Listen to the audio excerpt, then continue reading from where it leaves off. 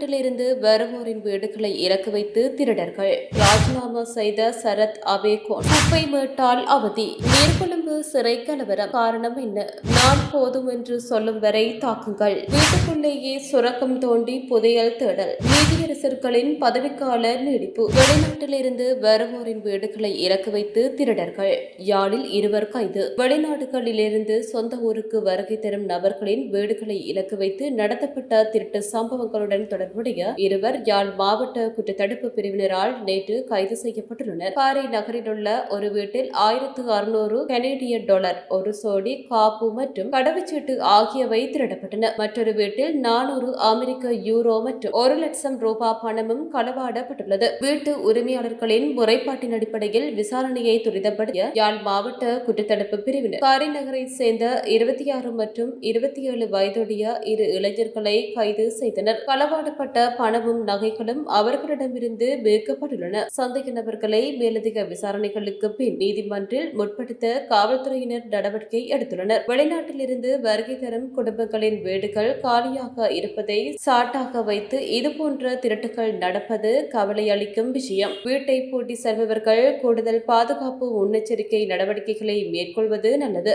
மத்திய மாகாண ஆளுநர் பதவியை ராஜினாமா செய்த சரத் அபேகோன். மத்திய மாகாண ஆளுநராக பணியாற்றி வந்த பேராசிரியர் சரத் அபேகோன் தனது பதவியிலிருந்து விலகுவதாக அறிவித்துள்ளார். இது தொடர்பான பதவி விலகல் கடிதத்தை அவர் ஜனாதிபதி அனுரகுமார திசாநாயக்கவிடம் சமர்ப்பித்துள்ளார். சில நாட்களுக்கு முன்பே அனுப்பப்பட்ட இந்த கடிதத்துக்கு இதுவரை ஜனாதிபதி பக்கத்திலிருந்து எந்த பதிலும் வரவில்லை என்று அபேகோன் ஊடகம் ஒன்றுக்கு அளித்த பேட்டியில் தெரிவித்துள்ளார். பதவி விலகலை ஜனாதிபதி ஏற்றுக்கொண்டாரா இல்லையா என்பது குறித்து இதுவரை அறிவிப்பு இல்லை என்றும் அவர் குறிப்பிட்டார். தனிப்பட்ட காரணங்களினாலேயே இந்த முடிவை எடுத்ததாக அவர் தெளிவுபடுத்தியுள்ளார். குறிப்பிடத்தக்கது என்னவென்றால் இவர் முன்னதாக பேராதனை பல்கலைக்கழகத்தின் துணைவேந்தராகவும் சில காலம் பணியாற்றியவர். மத்திய மாகாண நிர்வாகத்தில் இந்த பதவி விலகல் ஏற்படுத்தும் தாக்கம் என்ன என்பதை பொறுத்திருந்து பார்க்கலாம். குப்பை மேட்டால் அவதி.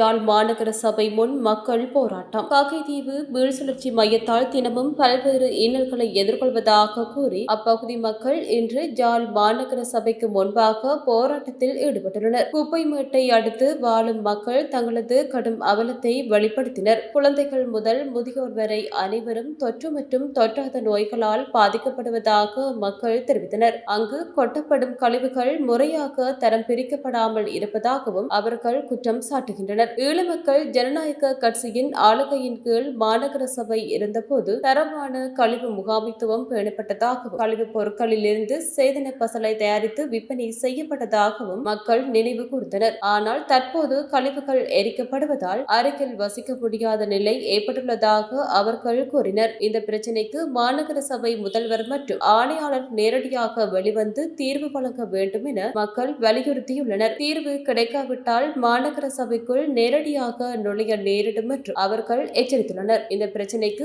அதிகாரிகள் என்ன பதில் அளிக்கிறார்கள் என்பதை பொறுத்திருந்து பார்க்கலாம். நீர்கொழும்பு சிறை கலவரம். காரணம் என்ன?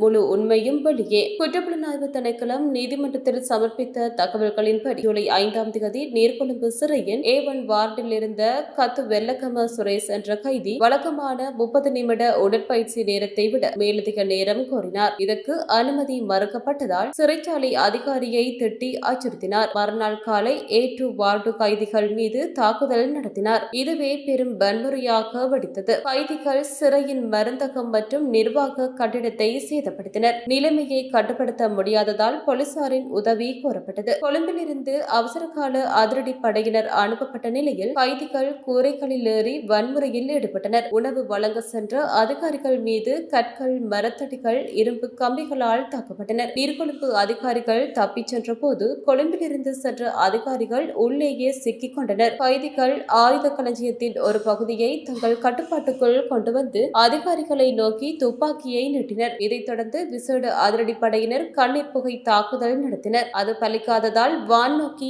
எச்சரிக்கை சூடு நடத்தி இறுதியாக நுழைவாயில் வழியாக துப்பாக்கிச் சூடு நடத்தி உள்ளே சிக்கியிருந்தவர்களை மீட்டனர். சிறைக்குள்ளிருந்து ஒரு F56 துப்பாக்கி, ஒரு மெகசின், 271 பயன்படுத்தப்பட்ட தோட்டாக்கள் மீட்கப்பட்டன. அதிகாரிகளிடம் இருந்து 60 துப்பாக்கிகள் தடயவியல் சோதனைக்காக எடுக்கப்பட்டுள்ளன. சிறையின் CCTV பதிவுகள் மொரட்டுவை பல்கலைக்கழக கணினி தடயவியல் ஆய்வகத்துக்கு அனுப்பப்பட உள்ளன. 40 CID அதிகாரிகள் கொண்ட 3 குழுக்கள் விசாரணை நடத்தி வருகின்றன. இதுவரை 136 சிறை அதிகாரிகள், 141 கைதிகள் மற்றும் 9 STF அதிகாரிகளிடம் வாக்குமூலம் பெறப்பட்டுள்ளது. கொலை குற்றம், துப்பாக்கிகள், கட்டளை சட்டம், பொதுச்சொத்து சட்டம் ஆகியவற்றின் கீழ் வழக்கு நடத்தப்பட்டு வருகிறது. நீர்கொழும்பு நீதவான் ஷாலினி பெரேரா அனைத்து கைதிகள் பற்றிய முழு அறிக்கையையும் சமர்ப்பிக்குமாறு சிறைச்சாலைகள் ஆணையாளர் நாயகத்துக்கு உத்தரவிட்டுள்ளார். மற்ற சிறைகளுக்கு மாற்றப்பட்ட கைதிகளிடமும் வாக்குமூலம் பெறுமாறு CIDக்கு உத்தரவிடப்பட்டுள்ளது.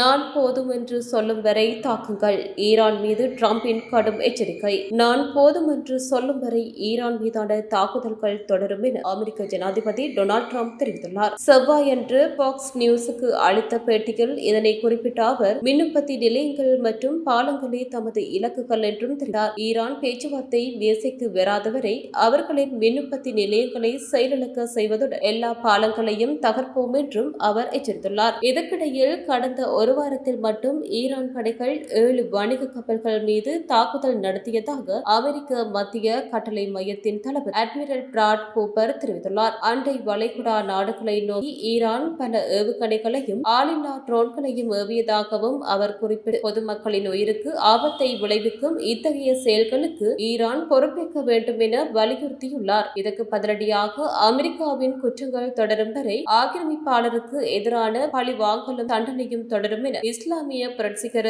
காவல்படை எச்சரித்துள்ளது. தாக்குதல்கள் மீண்டும் நடந்தால் மேலும் பல ஆச்சரியப்பூட்டும் பதிலடி தாக்குதல்களை எதிர்கொள்ள நேரிடும் என அவர்கள் தெரிவித்துள்ளனர். இரு தரப்பினரும் பின்வாங்க தயாராக இல்லாத நிலையில் வளைகுடா பிராந்தியத்தில் பதற்றம் தொடர்ந்து அதிகரித்து வருகிறது. வீட்டுக்குள்ளேயே சுரக்கம் தோண்டி புதையல் தேடல், 3 கைது, அதிர்ச்சி தகவல். தம்புத்தேகம பிலிப்பேவ பகுதியில் வயல்வெளியின் மத்தியில் அமைந்துள்ள ஒரு காணியில் உள்ள வீட்டில் இந்த சம்பவம் நடந்துள்ளது. வீட்டின் உரிமையாளர், மற்றொரு பெண் மற்றும் ஒரு ஆண் ஆகிய 3 நேற்று தம்புத்தேகம காவல்துறையினரால் கைது செய்யப்பட்டுள்ளனர். வீட்டின் சமையலறைக்குள் 4.5 தர 5.5 அடியளவில் சுமார் 20 அடி ஆழத்தில் ஒரு சுரங்கம் போன்ற குழி தோன்றியிருந்தது. அதிலிருந்து எடுக்கப்பட்ட மண் அறையொன்றிற்குள் ரகசியமாக மறைத்து வைக்கப்பட்டிருந்தது. காவல்துறையின் விசாரணையின்படி கைது செய்யப்பட்ட பெண்ணும் மற்ற ஆணும் இந்த புதையல் தோண்டும் பணிக்காக பணத்தை செலவிட்டுள்ளனர். நீர் மோட்டார், நீர்க்குழாய், கம்பி சுருள், மண்வெட்டி உள்ளிட்ட பல உபகரணங்கள் காவல்துறையினரால் கைப்பற்றப்பட்டுள்ளன. இந்த புதையல் தேடலுக்கு ஆலோசனை வழங்கி வழி நடத்தியதாக கூறப்படும் முக்கிய சந்தேக நபர் கல்கமுவ எகட்டுவெவ காவல் அதிகாரி பிரிவில் வசிப்பவர் என அடையாளம் காணப்பட்டுள்ளது. அவரையும் கைது செய்யும் நடவடிக்கை நடந்து வருகிறது. கைது செய்யப்பட்டவர்கள் முதற்கட்ட விசாரணைகளுக்கு பின் தம்புத்தேகம நீதவான் நீதிமன்றத்தில் முன்னிலைப்படுத்தப்பட உள்ளனர். மேலதிக விசாரணைகளை தம்புத்தேகம தீர்க்கப்படாத குற்றப்புலனாய்வு பிரிவினர் மேற்கொண்டு வருகின்றனர். புதையல் வேட்டை போன்ற நம்பிக்கைகளால் ஏமாற்றப்பட்டு பணத்தையும் நேரத்தையும் இழக்கும் இதுபோன்ற சம்பவங்கள் அவ்வப்போது நடந்து கொண்டே இருக்கின்றன.